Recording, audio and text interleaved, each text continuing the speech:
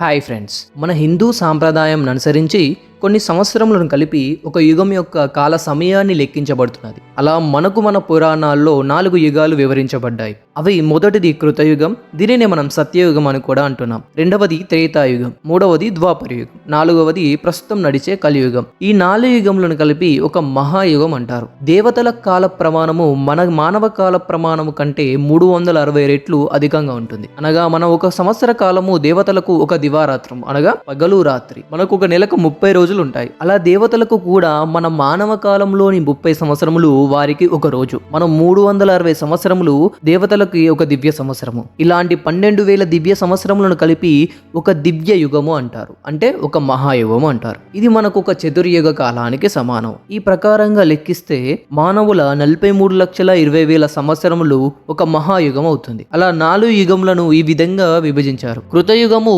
4,800 దివ్య సంవత్సరములు, అంటే 17,28,000 మానవ సంవత్సరములు. త్రేతాయుగము 3,600 దివ్య సంవత్సరములు, అంటే 12,96,000 మానవ సంవత్సరములు. ద్వాపరి యుగము 2,400 దివ్య సంవత్సరములు, అంటే 8,64,000 మానవ సంవత్సరములు. కలియుగము 1,200 దివ్య సంవత్సరములు, అంటే 4,32,000 మానవ సంవత్సరములు. ప్రస్తుతం మనం ఉన్నటువంటి కలియుగంలో సుమారు 5,000 సంవత్సరములు పైగా ముగిశాయి. ఒక మహాయుగం అంటే 12,000 దివ్య సంవత్సరములు, 306,7,20,000 సంవత్సరములు. ఇటువంటి 71 మహాయుగములను లేదా 1000 దివ్య సంవత్సరములను కలిపి ఒక మన్వంతరము అంటారు. ఇక్కడ మన్వంతరము అంటే ఒక మనువు యొక్క జీవిత కాలం అని అర్థం. ఒక్కో మన్వంతరంలో భూమిని ఒక్కో మనువు పాలిస్తాడు. ఒక్కో మన్వంతరము 306,7,20,000 మానవ సంవత్సరముల పాటు జరుగుతుంది. ఇలాంటి మన్వంతరాలను ఒక కల్పము అంటారు. బ్రహ్మకు ఉదయకాలంలో 14 మన్వంతరాలుంటాయి, రాత్రిలో 15 మన్వంతరాలుంటాయి. బ్రహ్మ యొక్క పగటి కాలాన్ని కల్పము లేదా సర్గము అంటారు, రాత్రి కాలాన్ని ప్రళయము అంటారు. ఈ కల్పానికి మధ్య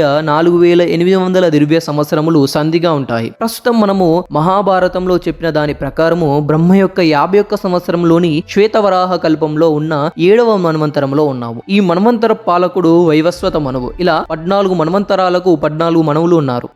ఒక్కో మన్వంతరాన్ని అంటే 71 మహాయుగాలు పాలిస్తాడు. ప్రతి మన్వంతరంలోనూ సప్త ఋషులు, ఇంద్రుడు, దేవతలతో పాటు విష్ణువు యొక్క అవతారాలు కూడా మారుతూ ఉంటాయి. ఇప్పటి వరకు బ్రహ్మకు 6 ఉదయ కల్పములు గడిచిపోయాయి. ఈ 6 హృదయ కల్పములను పాలించిన మనువులు ఎవరంటే స్వయంభువ మనువు, స్వారీచ మనువు, తమ మనువు, తామన మనువు, రైవత మనువు, చాక్షుష మనువు. ఇప్పుడు 7వ మనువైన వైవస్వతుడు పాలిస్తున్నాడు. ఇప్పుడు 7వ మన్వంతరంలోని 28వ మహాయుగంలోని కలియుగం నడుస్తున్నది. ఇక్కడ బ్రహ్మ ఒక్కడు కాదు, బ్రహ్మ ఆయుష్షు 100 సంవత్సరాలు మాత్రమే. ఇప్పటికీ మన విశ్వంలో మానవ బ్రహ్మ, చాక్షువ బ్రహ్మ, వాచిక బ్రహ్మ, జన్మ బ్రహ్మ, నాసిక జన్మ బ్రహ్మ, అండ జన్మ బ్రహ్మ అనబడే 6 బ్రహ్మలు పుట్టి గదించారు. ప్రస్తుతం విష్ణువు నాభి కమలంలో పుట్టిన బ్రహ్మకాలంలో 50 సంవత్సరాలు గడిచిపోయాయి. 51 సంవత్సరంలో మొదటి దినం గడుస్తున్నది. బ్రహ్మకు సంవత్సరం అంటే 360 రోజులు, అనగా ఒక సంవత్సరానికి 864 కోట్ల దివ్య సంవత్సరములు, అనగా మానవ కాలంలోని 3,11,400 కోట్ల సంవత్సరములు. 100 సంవత్సరాలు అంటే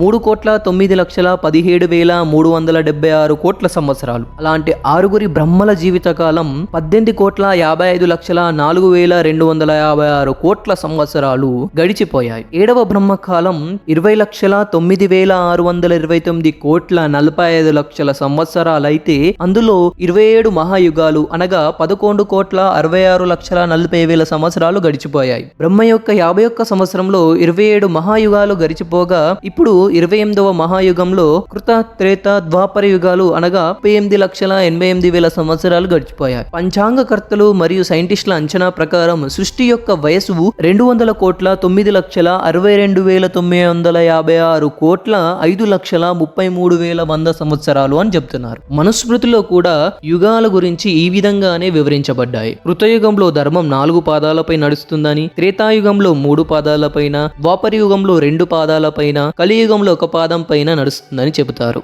మన పురాణాలలో ఈ యుగాల ప్రారంభం గురించిన విషయాలు కూడా వివరించబడ్డాయి. కృతయుగము కార్తీక శుద్ధ నవమి రోజు అనగా కార్తీక మాసంలోని శుక్లపక్షంలోని నవమి అనగా 9వ రోజున మొదలవుతుందని. త్రేతాయుగం వైశాఖ శుద్ధ తదియ రోజు అనగా వైశాఖ మాసంలోని శుక్లపక్షంలోని తదియ అనగా 3వ రోజున మొదలవుతుందని. ద్వాపరి యుగం మాఘ బహుళ అమావాస్య అనగా మాఘ మాసంలోని కృష్ణపక్షంలోని అమావాస్య రోజున మొదలవుతుందని. కలియుగం భాద్రపద బహుళ త్రయోదశి అనగా భాద్రపద మాసంలోని శుక్లపక్షంలోని త్రయోదశి అనగా 13వ రోజు మొదలవుతుందని మన పురాణాలలో వివరించబడ్డాయి. సత్యయుగంలో మానవ జాతి ధ్యానంలో మునిగి ఆధ్యాత్మిక బలాన్ని మరియు దీర్ఘాయువును కలిగి ఉంది. వేద గ్రంథాల ప్రకారం సత్యయుగంలో సంస్కృతుల మధ్య జాతుల మధ్య అసమానతలు లేవు. ప్రజలందరూ సుఖ సంతోషాలతో మరియు సంపూర్ణ సామరస్యంతో విశ్వం యొక్క సహజమైన నియమాలతో సమకాలింపబడ్డారు అనగా సమానంగా చూడబడ్డారు. సత్యయుగంలో యుద్ధాలు, సంఘర్షణలు మరియు కరువు అనేదే లేదు. ధర్మం అత్యున్నతమైనదిగా పరిగణించబడింది మరియు ప్రజలు మంచి పనులను చేయడంలో మునిగిపోయారు. భూమిపై పూర్తిగా శాంతి ఉంది. అయితే కాలక్రమేణా ప్రజలు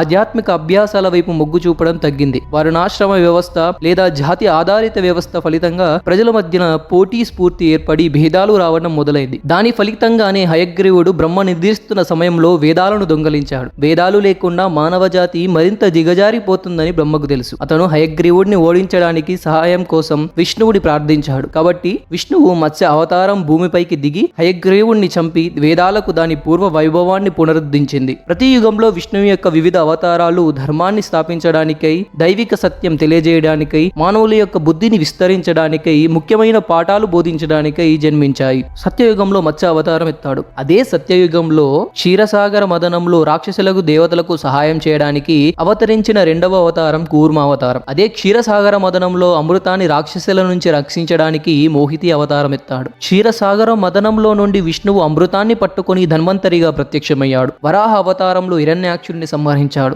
నరసింహ అవతారంలో విష్ణువు సగం మానవ రూపం, సగం సింహావతారంతో రాక్షసుడు హిరణ్యకశిపుణ్ణి సంహరించాడు. త్రేతాయుగంలో శ్రీ మహావిష్ణువు వామనుడిగా, పరశురాముడిగా, శ్రీరామచంద్రుడిగా అవతరించాడు. ద్వాపరి యుగంలో ధర్మాన్ని బోధించడానికై కృష్ణుడిగా జన్మించాడు. ఇప్పుడున్న కలియుగంలో అధర్మాన్ని, అన్యాయాన్ని పూర్తిగా సమూలంగా తుడిచిపెట్టడానికి కల్కి అవతారంలో జన్మించనున్నాడు. ఈ విధంగా మన హిందూ పురాణాల్లో యుగాల యొక్క వివరణ గురించి అనేక సందర్భాల్లో చెప్పబడింది. ఈ వీడియో మీకు నచ్చినట్లయితే లైక్ చేయండి, షేర్ చేయండి అండ్ మరిన్ని ఇటువంటి వీడియోల కోసము సబ్స్క్రైబ్ చేసుకోండి. Thank you friends.